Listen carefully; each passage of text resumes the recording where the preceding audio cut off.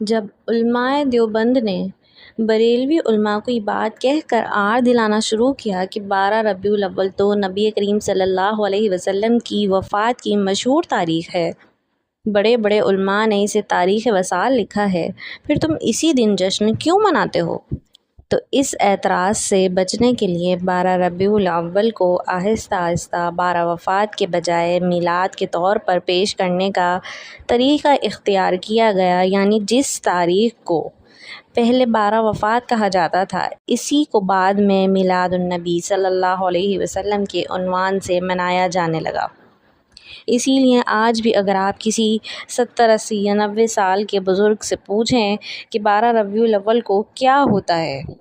تو بہت سے بزرگوں کا فوراً آپ کو یہی جواب ملے گا کہ 12 وفات۔ اس بات سے ہمیں یہ پتہ چلتا ہے کہ یہ سب من گھڑت ہیں، ان کا دین اسلام سے کوئی تعلق نہیں۔